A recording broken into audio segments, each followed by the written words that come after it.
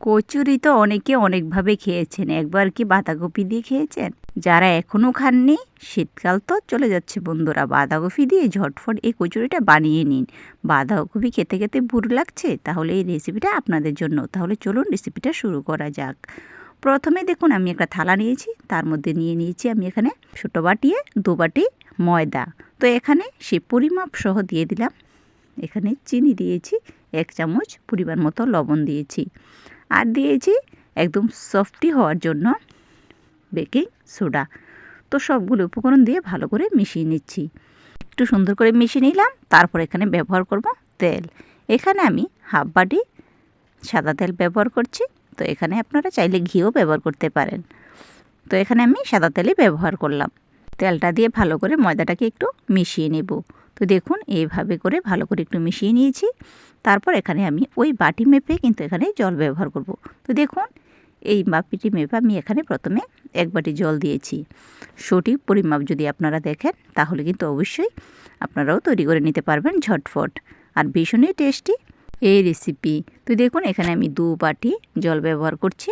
জলটা কিন্তু একবারে দিতে যাবেন না, আস্তে আস্তে করে একটা ডো মেখে নিতে হবে।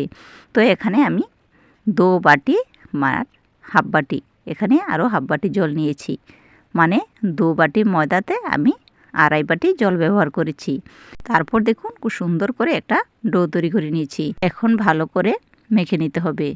তো দেখুন বন্ধুরা খুব সুন্দর করে মিশিয়ে নিয়েছি আমি। এখন এটাকে আমি সাইডে রেখে দেব আধ ঘন্টার জন্য। এর মধ্যে আমি বাকি পুরটাকে তৈরি করে নিচ্ছি। এখন সাইডে ঢাকনা দিয়ে রেখে দিচ্ছি। চলে এলাম বাঁধাকপির মধ্যে। যেহেতু আমি বাঁধাকপি দিয়ে তৈরি করব, সেই জন্য আমি একটা বাঁধাকপি নিয়ে নিয়েছি। এখন এটাকে দুভাগ করে নিলাম। তো দেখুন আমি দা দিয়ে টুকরো করে কেটে নিয়েছি। একটা জায়গাতে আটছে না বলে আমি আরেকটা বাটি নিয়েছি। ওটার মধ্যে রেখে আমি একটা নিয়ে নিলাম গ্রেটার। তো গ্রেটারের সাহায্যে আমি একদমই মিশ করে বাঁধাকপিটাকে কুড়িয়ে নিচ্ছি। আপনারা যদি দা দিয়ে পারেন তাহলে দা দিয়েও কিন্তু একদমই ম্যাশ করে নিতে পারেন। তো দেখুন বন্ধুরা আমি এইভাবে করে আমি সবগুলি বাঁধাকপি কুড়িয়ে নিব। তো দেখুন আমি আপনাদের দেখিয়ে দিচ্ছি, ঠিক এরকম ম্যাশ হয়ে যাবে। তো দেখুন আমি সবগুলি কিন্তু কুড়িয়ে নিয়েছি। আমার সবগুলি কুড়ানো হয়ে গেছে। এখন এই বাঁধাকপির সাথে দিয়ে দেব একটি বড় সাইজের একটা আলু। আলুটাকেও ঠিক একইভাবে বাঁধাকপির মতোই কুড়িয়ে নিচ্ছি। তো দেখুন আলুটা দিলে খেতে আরও দুর্দান্ত লাগবে কচুরিটা। তো দেখুন আলুটাও বাঁধাকপির মতোই কুড়িয়ে নিয়েছি। এখন আমি রান্না করতে বসিয়ে দেব। তার জন্য গ্যাস ধরিয়ে তার মধ্যে একটা কড়াই বসিয়ে তার মধ্যে দিয়ে দিলাম সরিষার তেল। তারপর এর মধ্যে দিয়ে দিব 2টো শুকনো লঙ্কা চিড়ে। তো ভালো করে শুকনো লঙ্কাটাকে ভেজে নিয়েছি। দিয়ে দেব এখানে বাঁধাকপিটা তুলে দিয়ে দিচ্ছি। আমি সবগুলো বাঁধাকপি দিয়ে দিচ্ছি। তারপর এখানে আমি একটু নাড়াচাড়া করে নেব। তো দেখুন বন্ধুরা বাঁধাকপিটা একটু ভালো করে নাড়াচাড়া করে নিলাম। এখন এর মধ্যে দিয়ে দেব স্বাদ মতো লবণ। প্রথমে লবণ দিয়ে ভালো করে মিশিয়ে নিচ্ছি। এখানে কিন্তু আর অন্য কিছু মশলা এখন অ্যাড করব না। তারপর ঢাকনা দিয়ে রেখে দিলাম 2 মিনিটের জন্য। দেখুন 2 মিনিট পর আমি ঢাকনাটা তুলে আরও একবার নাড়াচাড়া করে নিচ্ছি। বাঁধাকপিটা কতটা মিশে গেছে দেখুন। এখন এর মধ্যে দিয়ে দিচ্ছি কিছু কাঁচা লঙ্কা। আমি কাঁচা লঙ্কাগুলো আগে থেকে কেটে রেখে দিয়েছিলাম। কাঁচা লঙ্কা কুচি দিয়ে দিলাম, হলুদ গুঁড়ো দিয়ে দিলাম, ধনে গুঁড়ো, জিরে গুঁড়ো দিয়ে দিলাম। এখন ভালো করে বাঁধাকপিটাকে রান্না করে নেব। বাঁধাকপিটাকে কিন্তু খুব সুন্দর করে রান্না করে নিতে হবে। তো দেখুন উল্টে পাল্টে ভালো করে বাঁধাকপিটাকে রান্না করে নিচ্ছি। তো এরকম করে কিন্তু আমি মিনিমাম 10 মিনিটের মতো নাড়াচাড়া করে বাঁধাকপিটাকে রান্না করে নিচ্ছি। তো দেখুন বন্ধুরা খুব সুন্দর করে বাঁধাকপিটা কিন্তু হয়ে গেছে। এখন এর মধ্যে দিয়ে দিলাম ম্যাগি মশলা। এখানে 1 চামচ ম্যাগি মশলা অ্যাড করে দিয়েছি। ম্যাগি মশলা দিলে খেতে কিন্তু অসাধারণ লাগে। এই মশলাটা দিয়ে একবার আপনারা রান্না করে খেয়ে দেখবেন, ভীষণই টেস্টি আর ভীষণই সুস্বাদু। তো আমার রান্নাটা কিন্তু হয়ে গেছে। এখন পুরটা আমার তৈরি, আমি নামিয়ে নেব। নামানোর জন্য আমি একটা বাটি নিয়েছি, বাটিতে নিয়ে নিচ্ছি। তো সবটা পুর আমার তৈরি হয়ে গেছে। এখন চলে যাব যে ডোটা আমি তৈরি করে রেখে দিয়েছি সেই ডোটার কাছে। তো দেখুন বন্ধুরা আমি ঢাকনা দিয়ে রেখে দিয়েছিলাম, এখন দেখাচ্ছি। দেখুন কতটা মিশ হয়ে গেছে। এখন এটাকে ভালো করে আরও একবার মথে নিচ্ছি। তো বন্ধুরা এখন এর মধ্যে থেকে আমি লেচি বার করে নেব। তো ভালো করে আরও একবার মিশিয়ে নিয়েছি। আর ডোটা এর মধ্যে কিন্তু ভীষণই সফটি হয়ে গেছে। এইভাবে আপনারা যদি বাড়িতে বানিয়ে ছোটো বড়ো সবাইকে দেন, ভীষণই খুশি হবে আর ভীষণই কিন্তু টেস্টি। দেখুন এখানে অনেকগুলি লেচি আমি তৈরি করে নিয়েছি।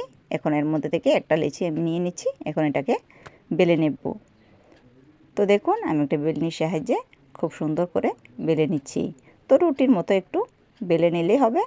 তারপর এর মধ্যে আমি পুরটাকে দিয়ে দেব। তো যে পুরটা আমি তৈরি করে রেখে দিয়েছিলাম সেই পুরটাকে এখন এর মধ্যে দিয়ে দিচ্ছি। তো দেখুন এইভাবে করে আমি 2 চামচ পুরটা দিয়ে দিলাম। এখন ভালো করে চারিদিকটা লাগিয়ে নিচ্ছি।